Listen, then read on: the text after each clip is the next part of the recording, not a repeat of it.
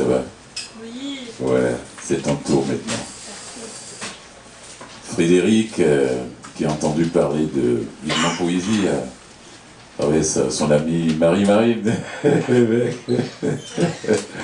Ouais, puis là, elle est passée quelques fois, et la dernière fois, quand je l'ai vue, ça débutait. Ça a vraiment poussé, c'est bientôt d'ici la fin du mois. Hein. Oui. Merci d'être là. Ce matin, je me suis levé, je me suis dit, tiens, j'espère qu'elle sera en forme, elle. Et on m'a fait la première Vivement Poésie. Frédéric avec le bedant. Mesdames et messieurs, on accueille chaleureusement Frédéric Dubé.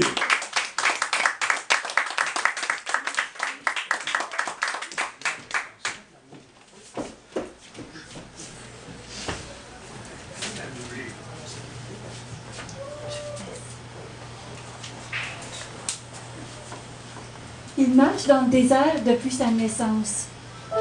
Son corps est de sable. Il se conjugue avec le silence. La solitude l'entretient. Il aurait pu croiser une forme de vie, la sécheresse d'une rencontre, trouver la source de ses élans. Il n'a jamais appris à parler. Pourtant, il connaît plus d'une langue. Il connaît l'alphabet de ses tempes lorsqu'elles ont soif. Il différencie très bien l'ombre de son ombre que laissent ses pas. Il aurait pu ne jamais exister. Cela n'aurait rien changé. Il fait partie de la matière. Ses pieds poreux tamisent le sol. Son parcours nourrit le vent. Et ses yeux s'égrènent comme un sablier retourné.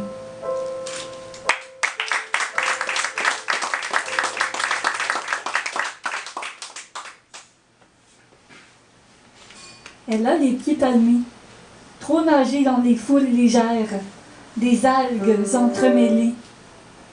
Son nez sent les effluves du ciel. Elle n'a pas besoin de connaître le nom des constellations. Elle peut facilement les aimer toute seule. Elle leur donne des noms qui sonnent comme le chant des baleines. Elle n'a jamais entendu les cachalots ni les rorquals. Des sonars solidaires appellent de la mer. Des artefacts des passants prenant vie dans ses mains. Son sourire ouvre les barrières, les grillages de fer. Elle n'a jamais vraiment quitté l'hiver des murmures du cœur des hommes. C'est une petite femme sans bouche qui se tait en riant. La langue du pays est ravalée dans les vallées souterraines des eaux de pluie.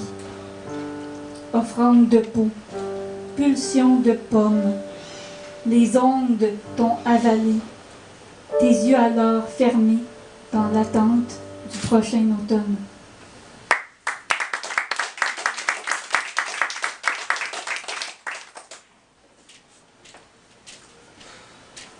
Il y avait sur le bord de la route 138 des sapins, de l'épinette, des autostoppeurs, la pancarte destinée.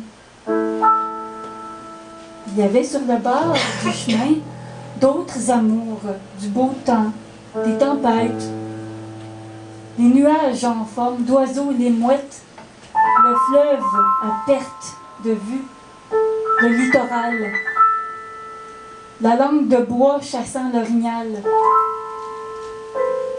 Il y avait sur le bord les lopins de terre bâtis sur du roc, les fenêtres ouvertes, les toits à découvert, des billets de 6,49 oubliés, des caisses de bière vides, la toundra, l'espoir des grands territoires, les lacs de frais, des chemins de fer, l'Alcoa, l'aluminerie, la papetière, la Maine en construction.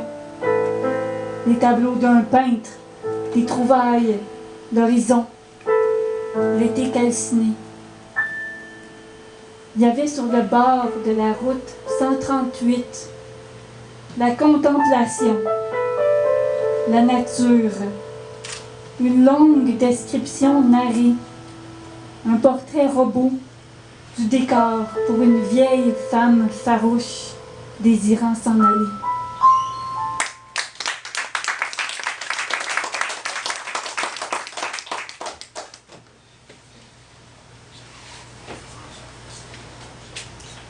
Elle avait commandé des frites, mis du sel et du vinaigre, regardé par la fenêtre le temps qui passe, s'essuyait la bouche, le menton, serviette de table en papier. La banquette orange carnaval plaquée dans le décor. Elle piétinait sur place, ses petits pieds nerveux, ses bottillons, des phrases croisées entre ses mains. Le journal du matin pour ses yeux vagabonds. Elle pensait tout haut, respirait très fort, n'entendait plus se rompre la table rétro enfoncée dans le plancher. Elle prenait du cholestérol, l'étendait sur le vif, flânait au cas où. 8h moins le quart, nécrologie aux pages pliées, plissées. Plissage, tissage, métissage feutré. Son propre visage ramassé à la traîne. La veille, une lueur aux odeurs de friture, de ketchup en pot, de patates en vrac. La date péremptoire publiée publiquement. Elle, la trotteuse, la rêveuse écervelée, elle, la serveuse aux vœux pieux.